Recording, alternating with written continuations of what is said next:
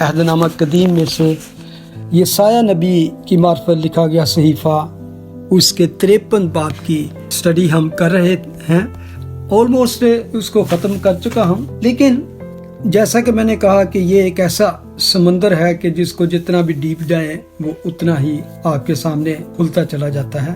और यसाया 53 बाब की स्टडी के दौरान मेरे सामने बार बार एक और भी चैलेंज और क्वेश्चन कह लें आया, वो ये था कि यसाया 53 ये चैप्टर यहूदी कैसे देखते हैं, कैसे देखते थे और आज भी कैसे देख रहे हैं। बेशक हमने बड़ी तफसील के साथ इसकी स्टडी की है, लेकिन इसके साथ साथ भी मैंने अपनी स्टडी के दौरान जो इसके चैलेंजेस हैं उसको भी स्टडी किया और रबियों के भी चंद मैसेज मैंने सुने और उन पर गौर किया कि वो इस बात पर बजिद हैं कि यसाया 53 बाब ये यीशु मसीह पर नहीं है। ये जितनी बातें कही गई हैं, जो उसका खादम है, जो मसाया, वो इसराइल के बारे में बात की गई है। इसराइल को मुखातिब करके ये लिखा गया है। ये जीसस क्राइस्ट पर नहीं फिट होता, ये इसराइल पर फिट होता है। तो मैं जब इस पे गौर कर रहा था तो बहुत सी बातें मैं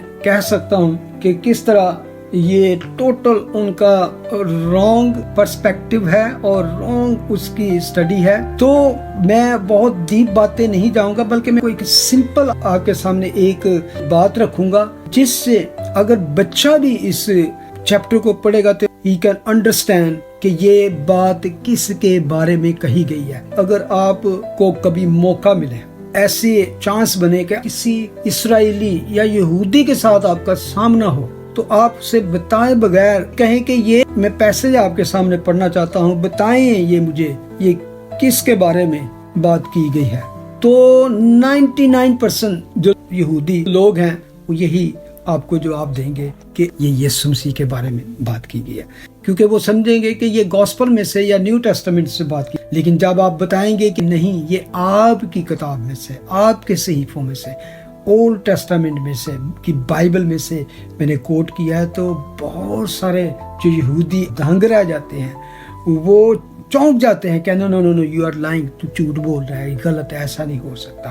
तो मैं आज क्या करने लगा हूँ, आपके से एक रिक्वेस्ट भी करूंगा, आप ये चैप्टर खोल के अपने सामने रखें और एक कागज कलम ले लें या हाईलाइट ले लें, जो आपने अपनी बाइबल पे निशान भी लगाना है और आप कुछ नोट भी कर सकते। वेरी सिंपल आपके सामने आज समझे कि एक छोटा सा टेस्ट है।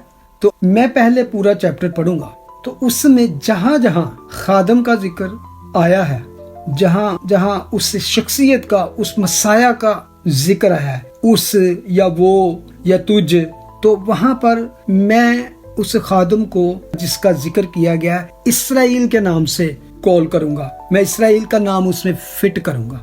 तो आपने वहां निशान लगा लेना है। तो फिर उसके बाद हम जहां जहां ये जिक्र आया मसाया का, वहां पर मैं यीशु मसीह के नाम से कॉल करूंगा। तो ये सिर्फ आज हमारा काम है कि हम इसको इस तरह आज देखेंगे कि वो मसाया किस पर फिट होता है, इसराइल पर फिट होता है कि यीशु मसीह पर फिट होता है। और आपको सिर्फ ये पढ़ने से ही और ये निशान लगाने से ही आज इतना खूबसूरत पैगाम मिल जाएगा कि यू बोल्डली, दिलेरी के साथ किसी भी ऐसे शख्स के साथ कि जो इस बात पर मुतफिक नहीं कि ये यीशु मसीह के बारे में यशाया नबी ने 700 साल पहले पेशन गोई की थी, आप फख्र से ये लोगों के सामने चैलेंज इवन कर सकते हैं। तो जैसा कि मैंने आपको शुरू में बताया था कि इस चैप्टर का आगाज असल में उससे पिछला चैप्टर जो है 52, उसकी आखिरी 3 आयत से शुरू होता है। वो 52 चैप्टर की 13 से 15 तक हैं। ये एक तरह से समरी है, खुलासा है। आगे पहली आयत से लेकर 11वीं आयत तक एक तरह से तफसील है। फिर आखिरी 2 आयतें हैं, उसमें खुदा आने वाले जो वक्त है उसके बारे में बात करता है। तो आए खुदा यीशु मसीह का नाम लेकर मेरे साथ इस चैप्टर निकालें। 1 मिनट के लिए मैं दुआ करूंगा। खुदा बाप, तेरे बेटे यीशु के नाम से मैं तेरे कदमों में आया हूँ। खुदा, मैं तेरे पाक रूह का मसा, पूरा कंट्रोल मांगता हूँ। तेरा पाक रूह हमारे दरमियान में जुम्बिश करे, हमें मुकाशफा की रूह अता करे, ताकि हम जब तेरे जिंदा कलाम को पढ़ते हैं तो खुदावन نہ صرف ہمارے دل کی آنکھیں روشن ہوں بلکہ ہماری تسلی اور اطمینان بڑھ جائے خداوند، اور ہم دوسروں کے سامنے دلیری کے ساتھ تیری گواہی دینے کے قابل ہو سکے۔ Bless you people in Jesus mighty name I pray. آمین۔ ہم اس کو پڑھتے ہیں، یسایہ 52:13، 13ویں آیت سے پڑھوں گا۔ لکھا ہے، دیکھو میرا خادم، جہاں جہاں یہ ذکر ہے خادم، اب اسرائیل کا یہاں پہ میں پڑھوں گا، دیکھو میرا خادم اسرائیل اقبال مند ہوگا، اسرائیل اعلیٰ و برتر اور نہایت بلند ہوگا، جس طرح بتھیرے اسرائیل کو دیکھ کر دنگ ہو گئے۔ اسرائیل کا چہرہ ہر ایک بشر سے زائد اور اسرائیل کا جسم بنی آدم سے زیادہ بگڑ گیا تھا، اسی طرح اسرائیل بہت سی قوموں کو پاک کرے گا۔ بادشاہ اسرائیل کے سامنے خاموش ہوں گے، کیونکہ جو کچھ ان سے کہا نہ گیا تھا وہ دیکھیں گے، اور جو کچھ انہوں نے سنا نہ تھا وہ سمجھیں گے۔ ہمارے پیغام پر کون ایمان لایا؟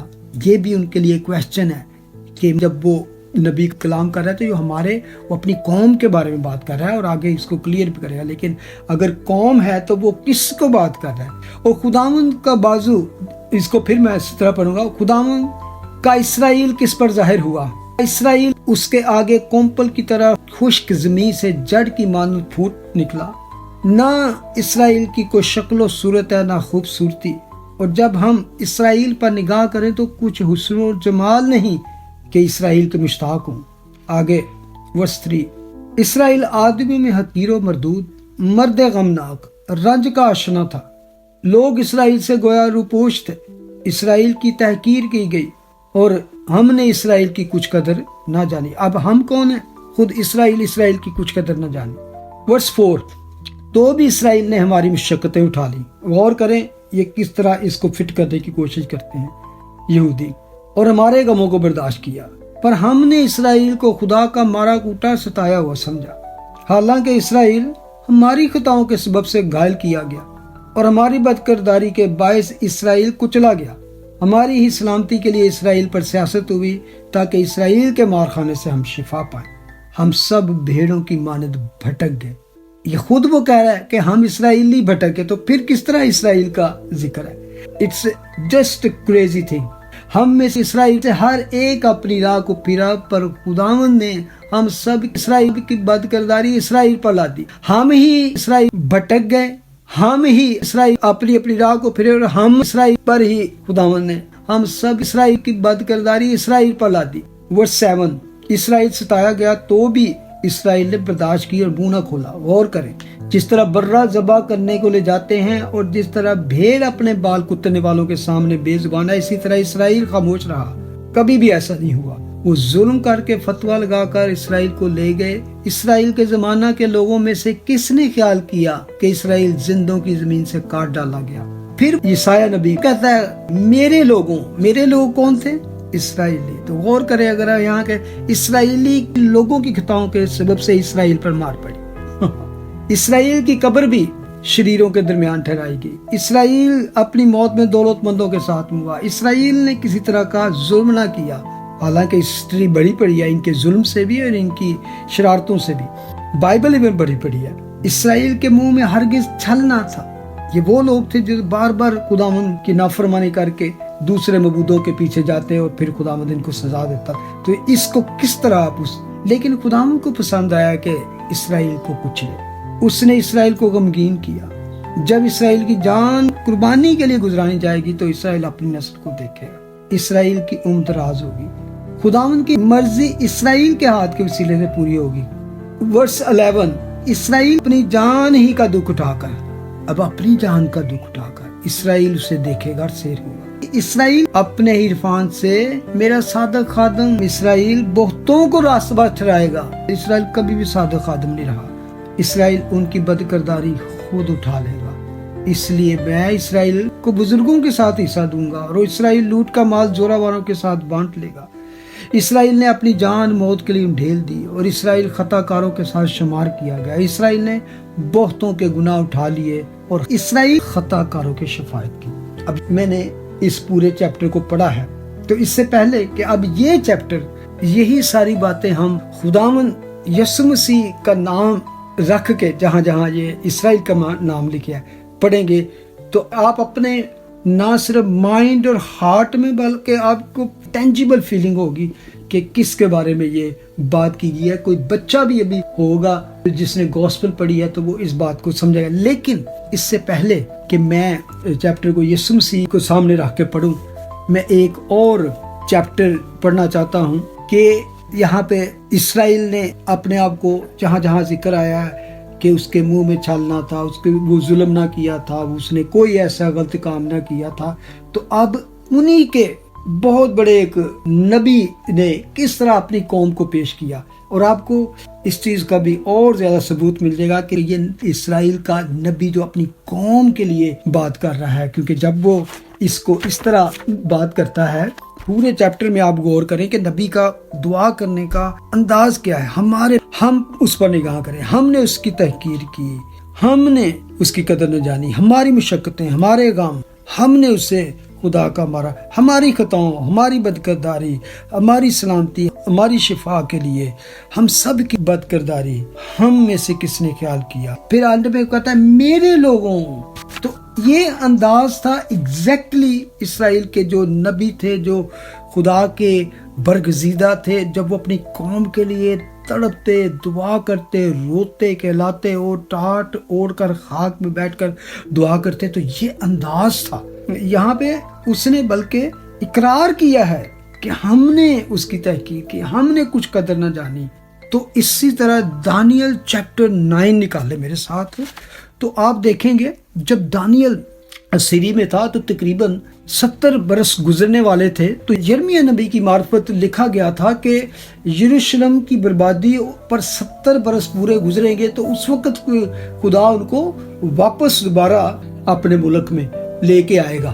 تو وہ جب اس کلام کو ان ساری اپنے سے پہلے نبیوں کو دانیل نبی اس پر غور کر رہا تھا، تو پھر وہ اس برسوں کا حساب کتاب جب کر رہا تھا تو پھر اس نے دعا میں اپنے آپ کو خدا کے سامنے رکھا. تو اب یسایہ نبی کا انداز اور دانیل نبی کا انداز آپ سامنے رکھیں گے تو آپ کو ایک پورا وہ سینیریو مل جائے گا. دانیل چیپٹر 9 ورس 4 وہ کہتا ہے میں نے خداوند اپنے خدا سے دعا کی اور اقرار کیا. یہ بھی ایک اقرار ہے اور وہ بھی یسایہ بھی ایک اقرار پیش کر رہا ہے جو کہ آنے والے مستقبل میں یہودی بلکہ پوری قوم یہ اقرار کرے گی. تو یہاں پر دانیل نبی قوم کی طرف سے خدا کے آگے دعا کرتا ہے.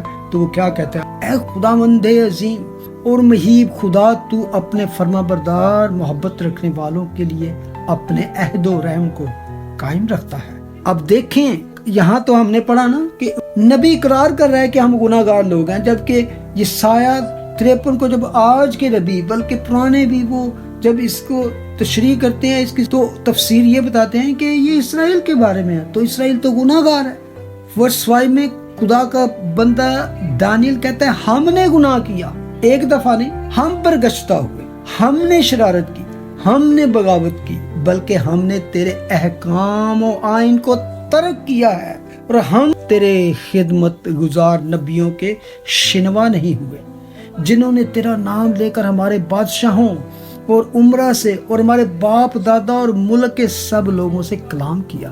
اے خداوند صداقت تیرے لیے ہے اور رسوائی ہمارے لیے، جیسے اب یہودا کے لوگوں اور یروشلم کے باشندوں اور دور و نزدیک کے تمام بنی اسرائیل کے لیے ہے جن کو تو نے تمام ملک میں ہانک دیا، کیونکہ انہوں نے تیرے خلاف گناہ کیا. یہ پاورفل نبی ہے جس کو خدا نے بڑی برکتوں سے، بڑے ہی گفٹوں سے نوازا. تو وہ اپنے آپ کو بھی رکھ لے بیچ میں. ایون ہم میں جب کہتا ہے وہ آپ کو پیچھے نہیں کر رہا بلکہ اپنی قوم اور اپنے بزرگوں کو بھی، اپنے بادشاہوں کو بھی جنہوں نے خدا کے خلاف گناہ کیا، نبیوں نے جب ان کے سامنے خدا کے کلام کو اور خدا کی وارننگ کو پیش کیا تو انہوں نے انکار کیا اور اس کو رد کیا. ورس 8 میں لکھا ہے اے خداوند رسوائی ہمارے لیے، ہمارے بادشاہوں، ہمارے عمراء، ہمارے باپ دادا کے لیے ہے، کیونکہ ہم تیرے گناہ گار ہوئے. اور یہی پیٹرن ہم یسایہ نبی میں پڑھیں. اس طرح آپ ہر اچھی بات کو جو یسایہ 53 میں ہم نے پڑھی ہے اس کو اسرائیل پر فٹ کریں، جبکہ یہ ہسٹری بتا رہی ہے. اس میں نہ صرف دانیل نبی نے اپنے لوگوں، اپنے بادشاہوں، اپنے عمرہ، اپنے باپ دادا کی بدکاریوں اور گناہوں کو پیش کیا ہے، بلکہ ہسٹری ہی پیش کر دی ہے۔ ہم خداوند اپنے خدا کی آواز کے شنوا نہیں ہوئے کہ اس کی شریعت پر جو اس نے اپنے خدمت گزار نبیوں کی معرفت ہمارے لیے مقرر کی عمل کریں۔ ہاں تمام بنی اسرائیل نے تیری شریعت کو توڑا، غور کریں، ہاں تمام بنی اسرائیل نے تیری شریعت کو توڑا اور برگشتگی اختیار کی تاکہ تیری آواز کے شنوا نہ ہو۔ اس لیے وہ لعنت اور قسم جو خدا کے خادم موسیٰ کی طریقت میں مرقوم ہیں ہم پر پوری ہوئیں، کیونکہ ہم اس کے گناہگار ہوئے، اور اس نے جو کچھ ہمارے اور ہمارے قاضیوں کے خلاف جو ہماری عدالت کرتے تھے فرمایا تھا، ہم پر بلائے عظیم لا کر ثابت کر دکھایا، کیونکہ جو کچھ یروشلم سے کیا گیا وہ تمام جہان میں اور کہیں نہیں ہوا۔ بربادی کا وہ ذکر کر، اس تباہی کا ذکر کر، نہ صرف شہر اور ہیکل بلکہ کتنی ہی جانیں ضائع ہوئی، قتل و غارت ہوئی۔ تو وہ کہتا ہے ہم نے خداوند اپنے خدا سے التجا نہ کی کہ ہم اپنی بدکرداری سے باز آتے اور تیری سچائی کو پہچانتے، اس لیے خداوند نے بلا کو نگاہ میں رکھا اور اس کو ہم پر نازل کیا، کیونکہ خداوند ہمارا خدا اپنے سب کاموں میں جو وہ کرتا ہے صادق ہے، لیکن ہم اس کی آواز کے شنوا نہ ہوئے۔ یہ غور کریں، اصل میں وہ اپنے قوم کی بھلائی کے لیے، معافی کے لیے دعا کرنا چاہ رہا ہے، لیکن ابھی تک وہ اس موضوع پر آیا ہی نہیں۔ غور کرے، جب بھی کبھی دعا مانگے، دس از اے پیٹرن، یہ طریقہ ہے خدا کے سامنے دعا کرنے کا۔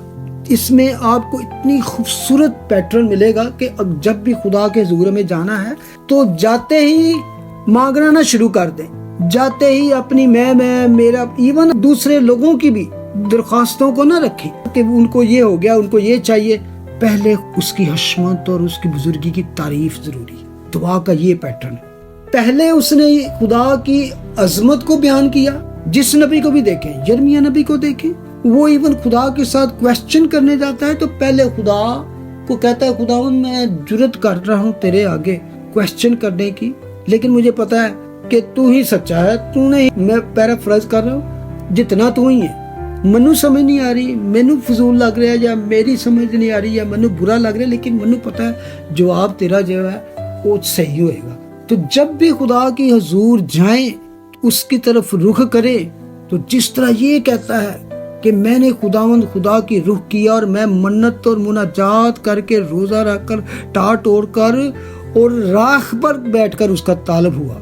پہلے اقرار کیا، پھر اس نے کہا اے خداوند عظیم اور مہین، خدا تو اپنے فرما برداروں، محبت رکھنے والوں کے لیے اپنے عہد کو، رحم اور فضل کو، عہد کو قائم رکھتا، یعنی کہ خدا کی تعریف پہلے ضروری، پھر اپنی بدی کا، اپنے گناہوں کا، اپنی کمزوریوں کا اقرار، اس کے بعد آخر میں جا کے جب وہ کہتا ہے ورس 15 میں، اور اب اے خداوند ہمارے خدا جو زوراور بازو سے اپنے لوگوں کو ملک مصر سے نکال لایا، اور اب خدا کی وہ پریویس پہلی برکتیں اور رحم جو اس نے قوم پر کیا ان کو یاد کر رہا ہے۔ خداوند تو نے تو کتنا بڑا تو نے ہمارے کام کیا اور اپنے لیے نام پیدا کیا جیسے آج کے دن ہے۔ پھر وہ پتہ نہیں پھر سے یاد آتا، پھر کہتا ہے ہم نے گناہ کی، ہم نے شرارت کی، ہم نے گناہ کیا، ہم نے شرارت کیا۔ اب 16ویں آیت میں جا کر وہ منت شروع کرتا ہے، اور اس منت میں بھی کیسی خوبصورت بات ہے۔ دعا سنے، ذرا غور کریں، ایک ایک لفظ ہے۔ یہ چیپٹر 9 میرے فیوریٹ ہے۔ جب بھی میں دعا کرنے کے لیے اپنے ذہن کو بناتا ہوں، ہمیشہ میرا وہ پیٹرن ان نبیوں کو میں دیکھتا ہوں جنہوں نے جب دعا کی تو اس پیٹرن کو، تو یہاں پر وہ کہتا ہے ورس 16 میں، اے خداوند میں تیری منت کرتا ہوں کہ تو اپنی تمام صداقت کے مطابق اپنے قہر و غضب کو اپنے شہر یروشلم یعنی اپنے کوہ مقدس سے موقوف کر، کیونکہ ہمارے گناہوں اور ہمارے باپ دادا کی بد کرداری کے سبب سے یروشلم اور تیرے لوگ اپنے سب آس پاس کے لوگوں کے نزدیک جائے ملامت ہوئے۔ یہ بڑا گہرا ہے، اس میں وہ پھر خدا کی صداقت، خدا کی اس شان کو بیان کرتا ہے۔ 17ویں آیت میں دعا کا صحیح سٹارٹ ہوتا ہے، بس اب اے ہمارے خدا اپنے خادم کی دعا اور التماس سن، اور اپنے چہرہ کو اپنی ہی خاطر، اپنے मकदस पर जो वीरान है जलवागर पर। इससे पहले इवन वो अपने लोगों के लिए दुआ करे, फिर भी उसे ये तड़प है, ये गम है कि उसका घर, हैकल और उस यरूशलेम शहर की फिक्र है। लोगों से ज्यादा उस हैकल का, उस खुदा के मकदस का और खुदा के शहर का उसको ज्यादा गम है। तो कहता है उसको बहाल कर जो वीरान है जलवागर पर। ऐ मेरे खुदा, कान लगाकर सुन, आंखें खोल कर हमारे वीरानों को और उस शहर को जो तेरे नाम से कहलाता है देख के हम तेरे हुजूर अपने, अच्छा ये बड़ी खूबसूरत बात है, देख हम तेरे हुजूर अपनी रास्तबाजी पर नहीं बल्कि तेरी बेनहायत रहमत पर तकिया करके मुनाजात करते हैं। वाह, मैंने अक्सर सीखा इस बात से कि दुआ कई दफा करते हैं ना, तो हम कभी कभी अपनी नहीं तो दूसरों की अच्छाइयाँ खुदा के सामने गिरवाना चुने। खुदा मैं देखूं तेरी कितना अच्छा, वो तेरी ये करता है। कोशिश करें अपनी अच्छाइयाँ खुदा के आगे ना गिनवाएं। खुदा जानता है, खुदा को ये बताने की जरूरत नहीं है। हाँ, अपनी कमजोरी का, अपनी कमी का जरूर इकरार करें, लेकिन अपनी जो अच्छाइयाँ या नेकियाँ, जो अपने अच्छे काम हैं, वो जताने और बताने की कोशिश न करें। भी खुदा यीशु मसीह ने कहा अगर तुमने उन सब हुक्मों की पूरी पूरी तामील की तो फिर भी फख्र न करें, फिर भी अपने आप को निकम्मा खादम कह के खुदा के सामने आए। निकम्मा खादम, अनवर्दी सर्वेंट, क्योंकि लिखा है कि जो कुछ तुम्हें कहा गया था तूने वही किया, तो फिर भी तुम खुदा के सामने इस तरह आओ। तो फिर वो कहता है कि तेरी रहमत पर तकिया करके मुनाजात करते हैं, ना कि ये कि हम तेरे कितना खिदमत करते हैं, कितनी तेरी टीचिंग प्रीचिंग या तेरी इवेंजलिज्म करते हैं, या कितना हम दूसरों के लिए करते हैं। खुदा जानता है, ये नहीं कि वो इससे बाखबर है। खुदा ने जब बरकत जिसको देनी है बताए बगैर देनी है, उसको बताने की जरूरत नहीं। वर्स 19 में लिखा है, ऐ खुदावंद सुन, ऐ खुदावंद मुआफ फरमा, ऐ खुदावंद सुन ले और कुछ कर, ऐ मेरे खुदा अपने नाम की खातिर देर ना कर, क्योंकि तेरा शहर अबद है और तेरे लोग तेरे ही नाम से कहलाते हैं। हालेलुया। तो ये मेरा कहने का मकसद था कि ये बाप जो है इसराइल की एक तरह से छोटा सा खलासा बता देता है, हिस्ट्री बता देता है कि इसराइल कौम ने अपने खुदा के खिलाफ क्या क्या नहीं किया। तो इसीलिए इवन उनको असीरी में जाना पड़ा, बार बार जाना पड़ा, तो बार बार खुदा ने उनको सजाएं भी दी।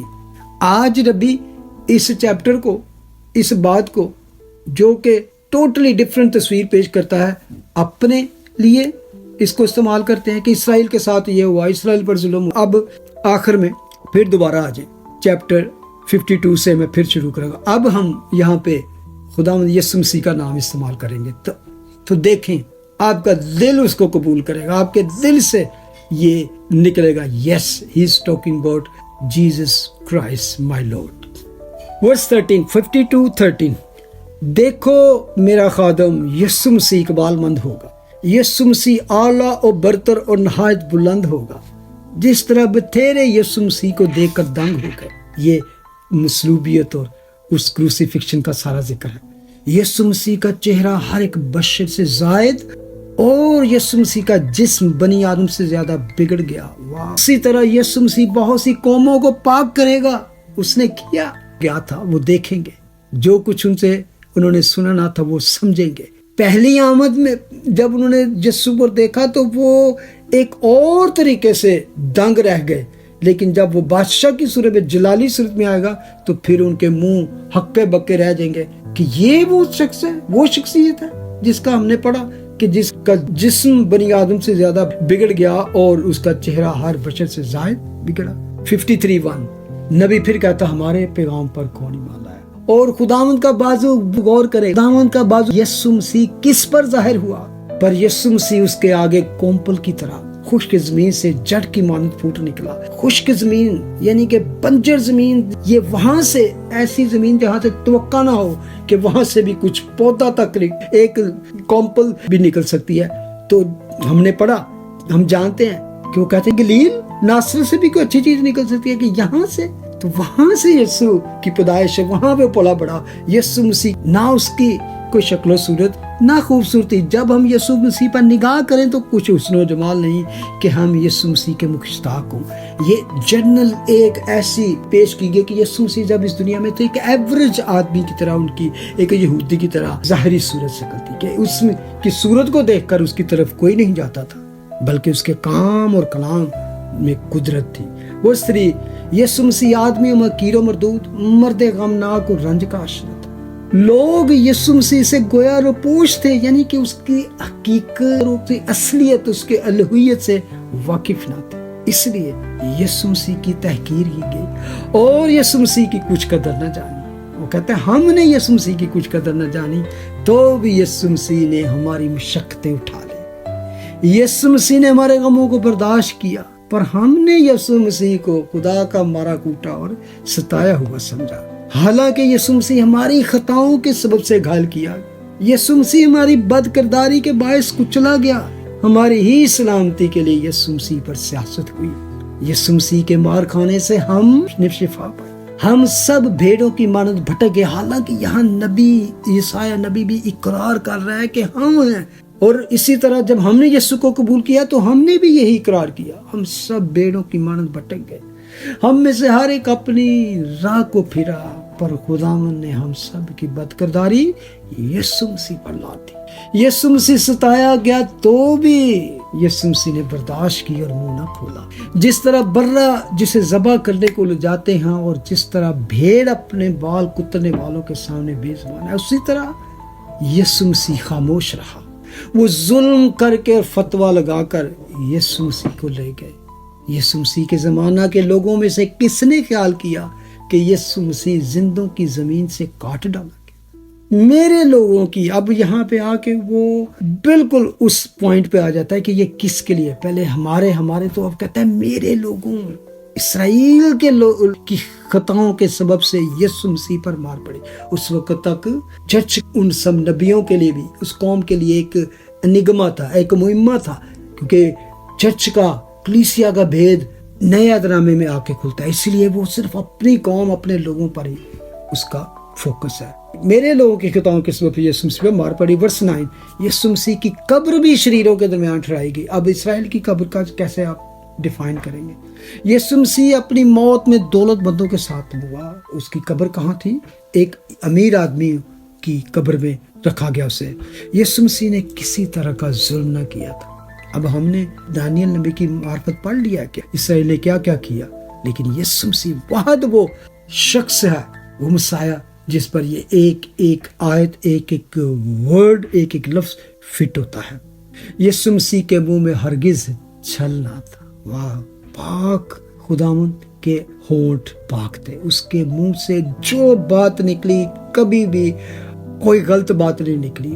आप पूरी बाइबल पढ़ लें, पूरी गॉस्पेल पढ़ लें, कहीं एक वर्ड ऐसा नहीं मिलेगा जहाँ पे खुदावंद ने कहा सॉरी मेरा मतलब है नहीं सी, ओ मैं अपने लफ्ज वापस लेना, या ओ मेरा मतलब है। No, he never try to explain. गहरी बातें जब की तो अपने शागिर्दों को, लेकिन उन्होंने जो कुछ कहा वो अटल था, आखिर था। वर्स 10, लेकिन खुदावंद को पसंद आया कि अपने खादिम यीशु को कुचले। उसने यीशु मसीह को गमगीन किया। जब यीशु मसीह की जान गुनाह की कुर्बानी के लिए गुजरानी जाएगी तो यीशु मसीह अपनी नस्ल को देखेगा, और उसने ऐसा हुआ। ये रिजरेक्शन की बात है। जब उसकी मौत हुई तो फिर वो तीसरे दिन जी उठा, तो फिर उसने अपनी नस्ल, यीशु मसीह की नस्ल को, हम हैं, आप हैं, जो उसकी रूहानी नस्ल कहलाते हैं। यीशु मसीह की उम्र दराज, क्योंकि उसकी उम्र तवील है, ना खत्म होने वाली। खुदावंद की मर्जी किसके हाथ से पूरी होगी? इसराइल के? नो, यीशु मसीह के हाथ के वसीले से, वही उसका बाजू है, पूरी होगी। 11, वर्स 11, यीशु मसीह अपनी जान ही का दुख उठाकर उसे देखेगा और सेरा अपनी जान की कुर्बानी देकर। फिर रिजरेक्शन का जिक्र है कि अपनी जान का दुख, और क्यों जान का दुख आगे हम पढ़ेंगे। अपने ही इरफान से मेरा सादक खादम, यानी यीशु मसीह बहुतों को रास्तबाज ठहराएगा। कौन किसी दूसरे को रास्तबाज ठहरा सकता है? कोई कौम नहीं, कोई शख्स नहीं, कोई बादशाह नहीं, कोई नबी तक किसी दूसरे को रास्तबाज ठहरा सकता। तो इसराइल कैसे? पाकज़ात का ही खून, पाकज़ात ही की कुर्बानी, अपनी जान का दुख उठाकर उसने कहा بہتوں کو راست باز ٹھہرائے گا۔ یسوع مسیح ان کی بد کرداری خود اٹھا لے گا۔ اس لیے میں اب خدا یہ کلام کر رہا ہے، یسوع مسیح کو بزرگوں کے ساتھ حصہ دوں گا۔ یسوع مسیح لوٹ کا مال زوراوروں کے ساتھ بانٹ لے گا، کیونکہ یسوع مسیح نے اپنی جان موت کے لیے انڈیل دی، اور یسوع مسیح خطا کاروں کے ساتھ شمار کیا گیا، تو بھی یسوع مسیح نے بہتوں کے گناہ اٹھا لیے۔ پہلے ہم نے پڑھا کہ وہ اپنی جان ہی کا دکھ اٹھا کر بہتوں کو راست باز ٹھہرائے گا، لیکن یہاں پہ کلیئر کٹ تفصیل سے کہہ دیا بہتوں کے گناہ اٹھا لیے، تب ہی بہتوں کو راست باز ٹھہرائے گا۔ اس کی قربانی سے ہمارے گناہ معاف ہوئے، ہم نے شفا پائی۔ آخری آیت کا آخری لائن، اور خطا کاروں کی شفاعت کی، یعنی کہ اس کی پیدائش سے شروع کر کے آج تک یہ پورا چیپٹر ہے کہ آج خداوند کیا کر رہا ہے، باپ کے دائنے ہاتھ بیٹھے شفاعت کر رہے ہیں، ہم سب کی شفاعت کر رہے ہیں۔ تو عزیزو، میرا دل جوش سے بھرا جب میں اس کو بیان کر رہا ہوں، میں اس کے بہت کچھ کہہ سکتا، لیکن اب میں باقی بات جو ہے آپ کے لیے چھوڑتا ہوں، اس پر غور کریں، اس کو اپنے اندر لیں، اس سارے کلام کو پھر پڑھیں، بار بار پڑھیں۔ You will be so blessed, so full کہ آپ کی spiritual ریم ہے، آپ اس سے نکلنا نہیں چاہیں گے۔ جب بھی میں اس بات پر، اس چیپٹر پر جتنا بھی غور کرتا ہوں، میں خدا کی حضوری میں جا کر واپس آنا نہیں چاہتا۔ تو خداوند اس سارے کلام کے وسیلے سے، ساری بات کے وسیلے سے آپ سب کو برکت دے، اور آپ اس کو اس قدر اور زیادہ روحانی طور سے ڈیپ جا کے پڑھیں کہ جو مجھ پر نہیں کھلا، جو دوسروں پر نہیں کھلا، وہ گہرے بید آپ پر بھی خدا کھولے، اور آپ دوسروں کو اس سے بڑھ کر بتانے والے بنے۔ خداوند آج کے اس کلام کے وسیلے سے آپ سب کو برکت دے، اور خداوند نے چاہا تو نیکسٹ ایک اور نیو ٹیسٹامنٹس میں ایک چیپٹر غور کر رہا ہوں، اسٹڈی کر رہا ہوں، کرنتھین چیپٹر 15 کو پڑھ سکتے تو ضرور پڑھیں۔ گاڈ بلیس یو، آمین۔